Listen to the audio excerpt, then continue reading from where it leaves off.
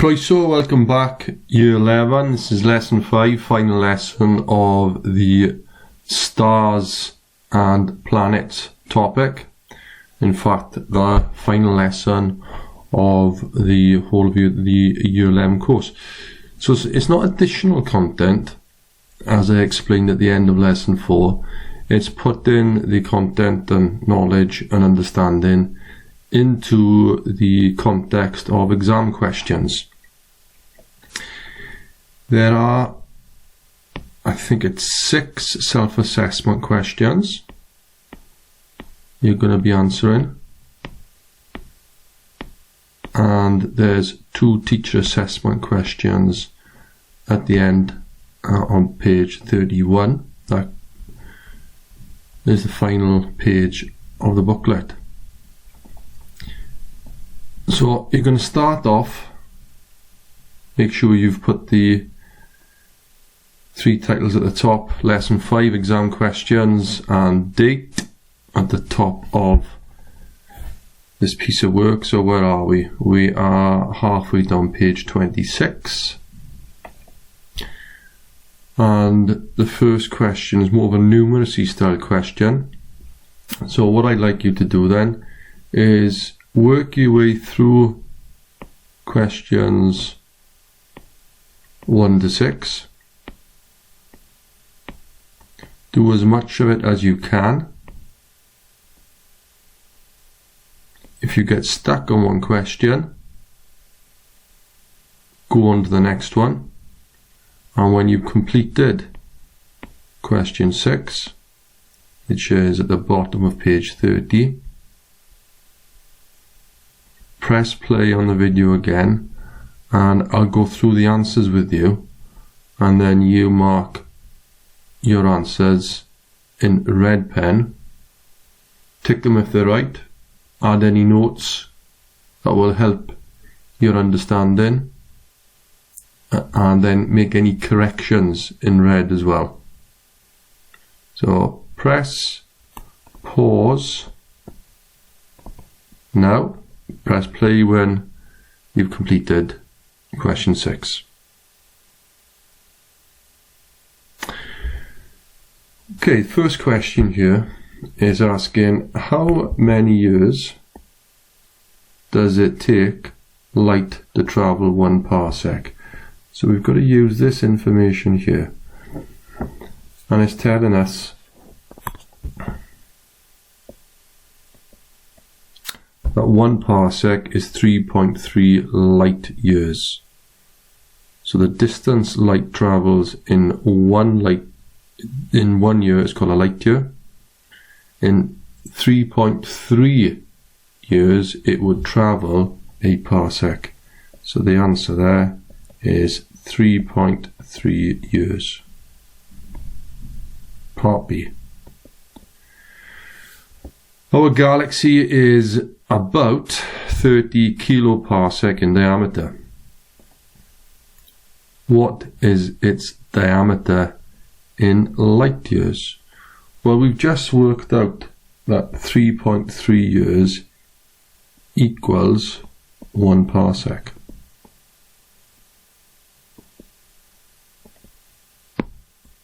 And in fact, that's further up.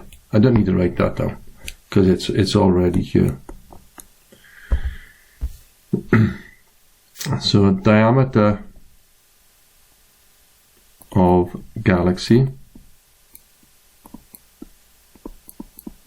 equals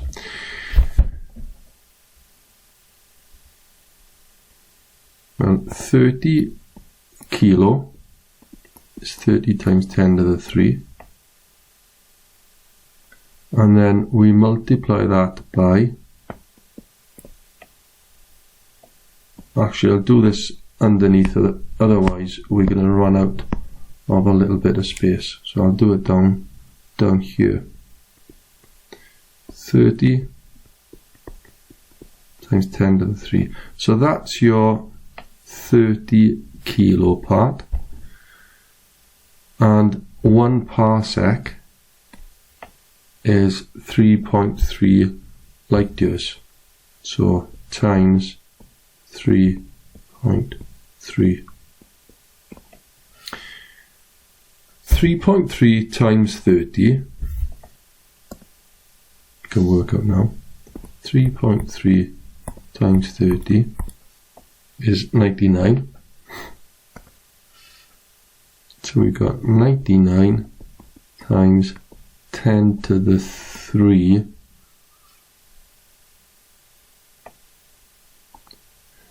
10 to the 3 light years.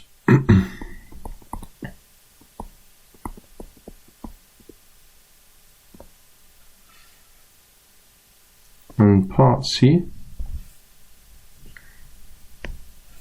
the distance between the Sun and Neptune is 30 astronomical units. Remember, an astronomical unit is the distance between the Earth and the Sun, and is 150 million kilometers.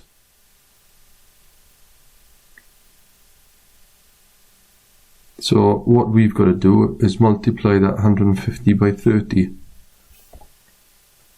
It's asking us to work out the distance between the Sun and Neptune.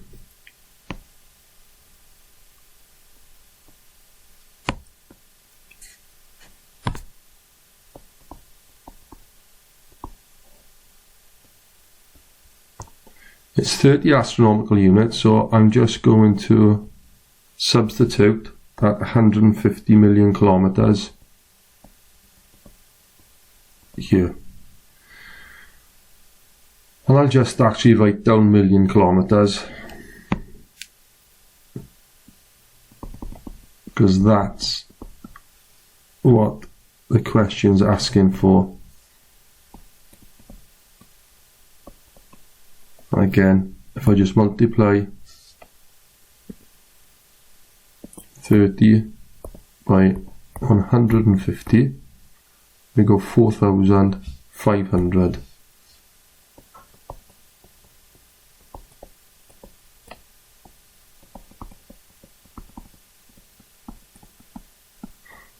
And that's your answer for 1 part C.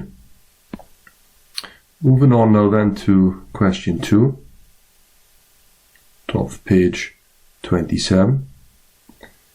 Name the 2 main gases that were present after the Big Bang. Well, they were hydrogen and helium.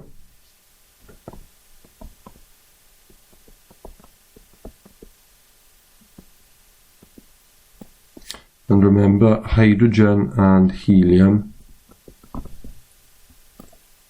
were formed at the start of stars. Clouds of hydrogen and helium undergo nuclear fusion. So that's why it says all stars are made from these gases.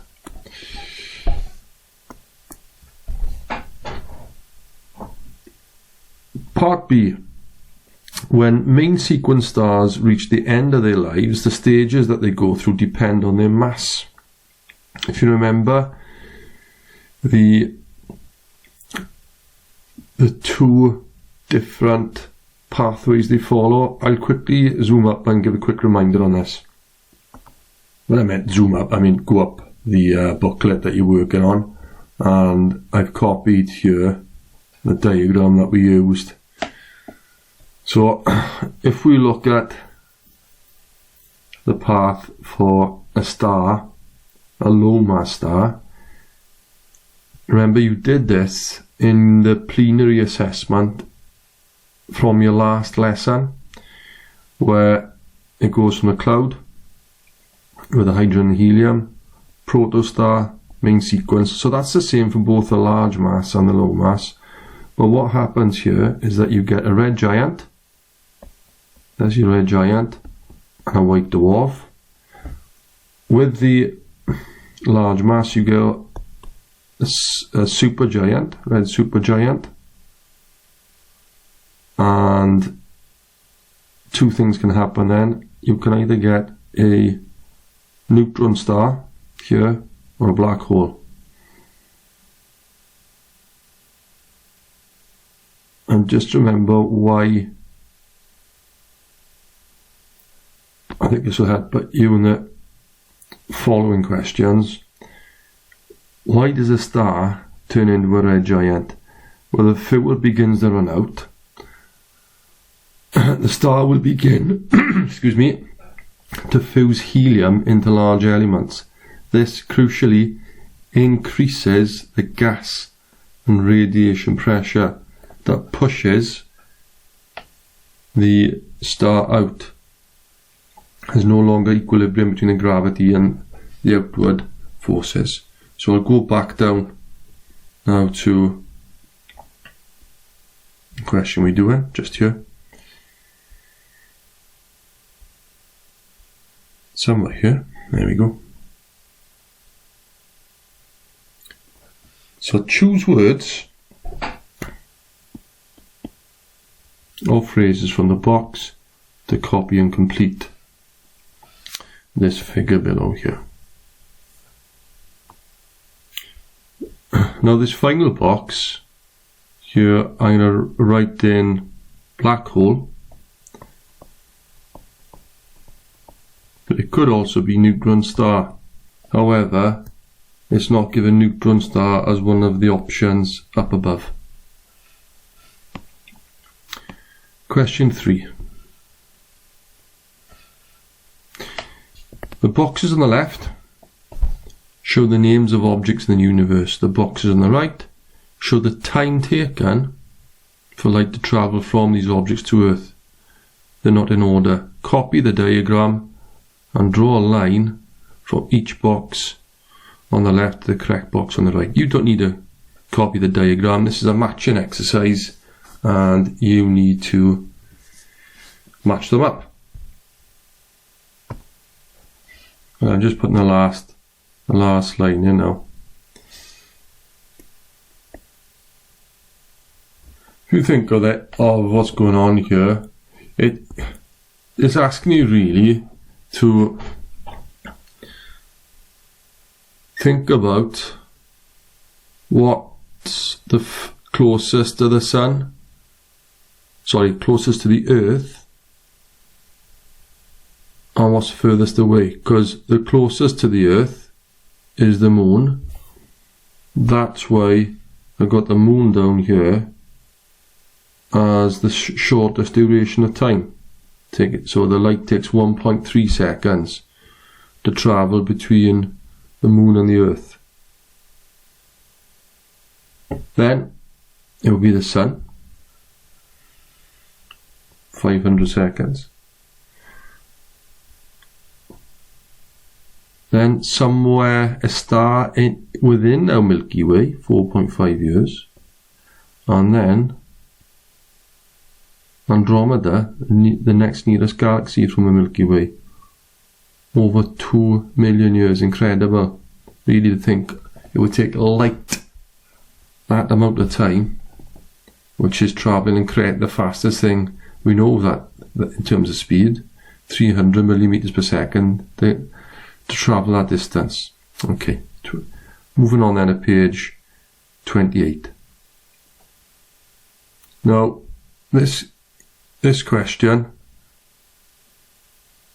is for higher tier. You can see it's down here, HR diagram. Each star is represented by a dot. The position of each dot tells us two things about each star: its brightness and its temperature. Stars in the main sequence, remember here's the main sequence coming down here, are stable because their gravitational force acting in and the radiation pressure acting out are balanced. Part A1. Estimate the surface temperature of our Sun. If we zoom in, just try and get hold of a ruler here a second, yeah. And you can see our Sun. If you use that ruler, I'll mark where the ruler is showing that on the temperature scale.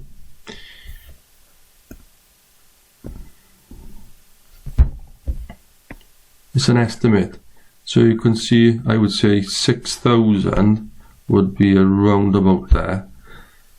So it'd allow anything there really, I'd imagine, between 5,600 and 5,800. Alright, you can see that 5,500, I'll just change it, 5,500 would be around about there.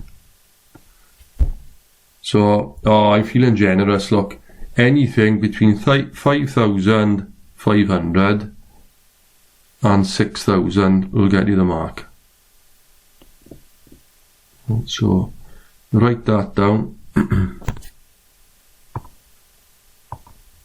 Okay, so anything you've written down between 5,500 and 6,000 degrees Kelvin will get you the answer. So that's here, part 1. Part 2. State 2 differences in the properties of Alpha Centauri b compared with our Sun.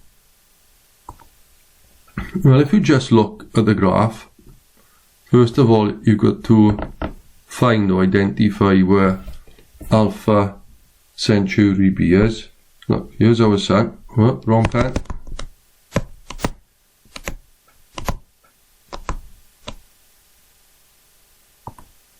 Apologies, slight glitch there. Here's our Sun. And here's Alpha Centauri b. If you look at the scale, if you go from our Sun that way, left to right, you can see that the temperature is decreasing. So you can say that it's colder or cooler.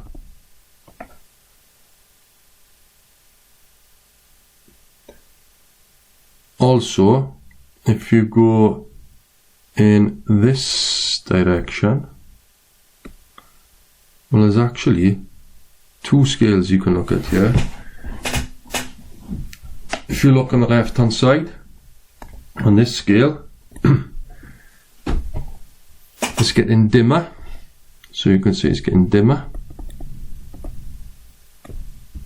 but also you can see it's getting smaller. So there, really, you can pick 2 of those 3 words.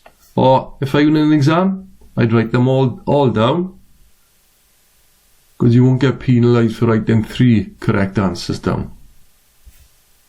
So I'm going to write all those down now underneath. Let's just check we're answering the original question as requested.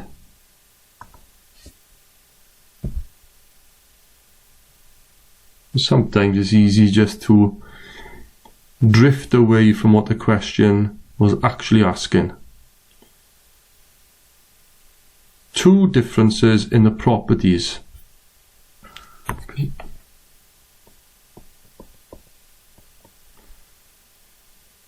So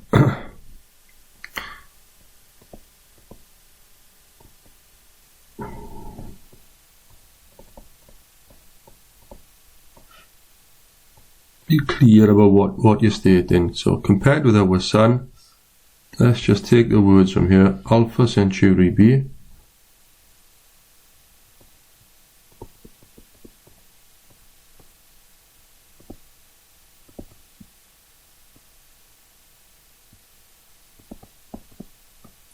is, now we can use those words we've got up the top here. Dimmer, smaller, and cooler.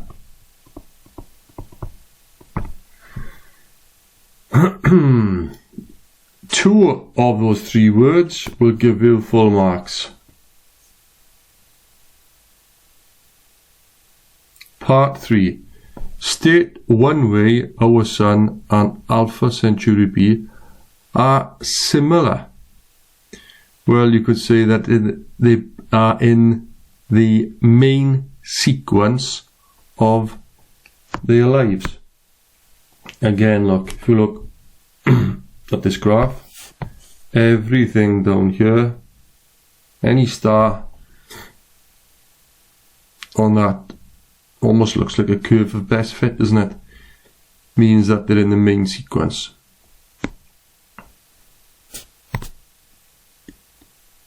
So I'd write something down such as both stars are in the main sequence of their lives. Okay, so there's your answer to A part 3. Moving on now to part B is asking what changes will happen in the Sun to cause it to expand to a red giant. I mentioned this a few minutes ago.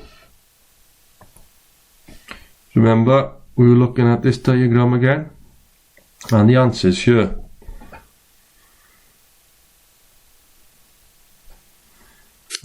If I read this here again, hydrogen fuel begins to run out, and the star will begin to fuse helium into larger elements. This increases the gas and radiation pressure. The star will expand and become a red giant. So hydrogen fuel begins to run out. The star will begin to fuse helium into larger elements. Just a quick recap. Importantly to remember the two types of forces that are acting. You've got gas pressure and radiation pressure acting out, and gravity acting back in.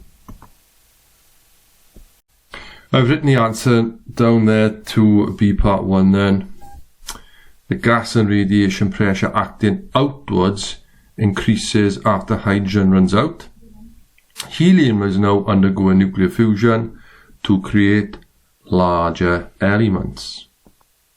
For B part 2 then, it says use information from the diagram, the HR diagram, to describe the effect these changes will have on the properties of the Sun. So, here's our Sun. Its next phase is the red giant. Didn't want to use that pen. Let's use a red pen. So, when it moves this way to become a red giant, what's happened to it? Well, again, use these three axes that you see, and I'll highlight them in yellow. So we get the surface temperature, brighter, dimmer over here, and larger, smaller. When it goes to a red giant, then again, look, it gets larger. It's moving up this way, so it's getting larger. I'll make a few notes. It's moved this way on the temperature scale. It's getting cooler, and it's also getting brighter. So larger, cooler, and brighter. So you take those three words and put them in a meaningful sentence, and to help you with a meaningful sentence, it's always worth looking at the question and pinch some of the words from the question to your answer. Use information from the diagram to describe the effect these changes will have on the properties of the Sun. So I'll probably write something down, something like this. The effect this has on the properties of the Sun is that it makes it, there's the words, larger, cooler, and brighter. Or I might write something down such as, let's look at the question again. The Sun will become larger, cooler, and brighter. Now for B part 2, I've written it to the side because I'm running out of space underneath the question. So there's the answer I put down for B2. The effect on the Sun is that it becomes larger, cooler, and brighter. Part C asks, on a sketch of the diagram, mark with an X to show where our sun will end its life. It'll end its life as a white dwarf. So,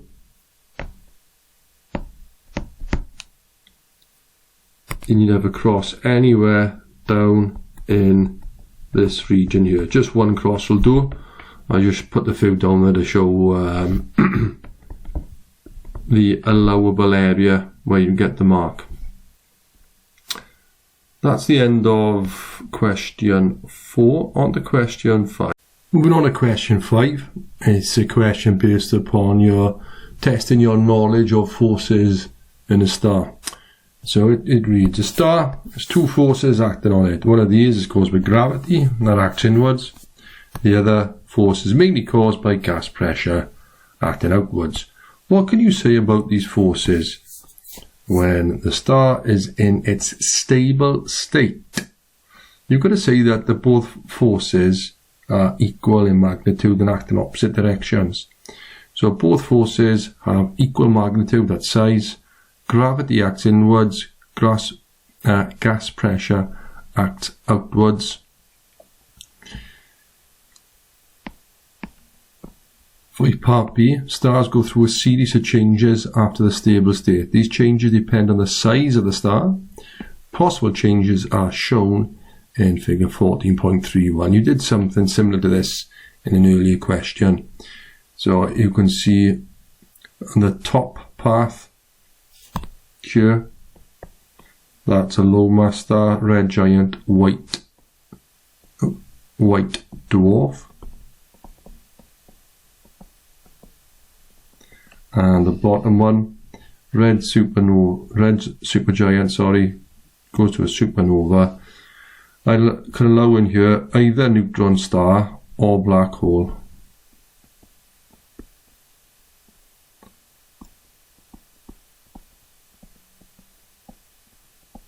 Either is correct to get that mark.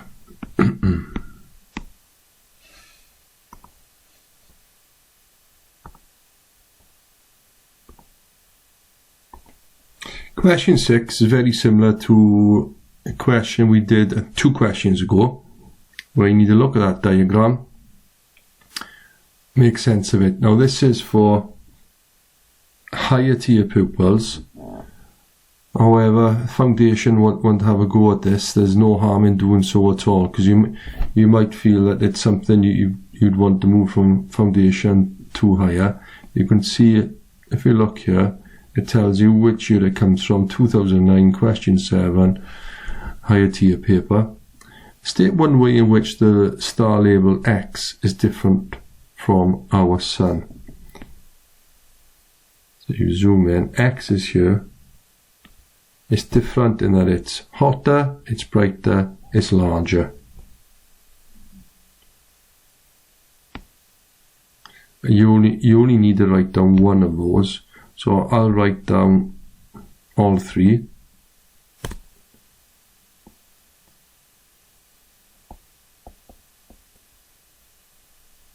Brighter, larger and hotter. A part 2. One way in which the star label X is similar to our sun. Similar because X is in the main sequence stage of the life cycle. B part 2. Explain what changes will occur to cause the sun to expand. This is to do with the outward force increasing. So an increase in gas and radiation pressure will cause the sun to expand into a red giant stage. This increase is caused by the sun running out of hydrogen and helium being fused into larger elements, carbon. 6b part 2. Use the information from a diagram to describe the effect these changes will have on the sun. The effects are that it will become cooler, larger and brighter. Again, what you do, you look at the diagram and if the sun is going from where it is at the moment, there, and it moves that way, that direction, becoming a red giant, then it's getting cooler, larger and brighter. Cooler, larger and brighter. Brighter because it's moved in a vertical sense that way. So look at that scale becoming brighter. Larger in that sense, and cooler because it's gone that way, left to right.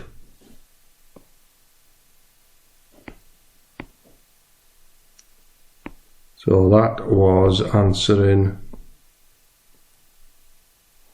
this. Use information, describe effects we'll have when it turns to a red giant. The next one, C part 1, explain what changes will occur to cause the sun to collapse to a white dwarf stage.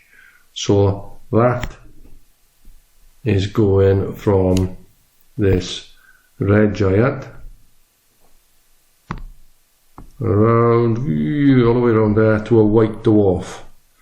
Now what's happening then is that first of all the star runs out of helium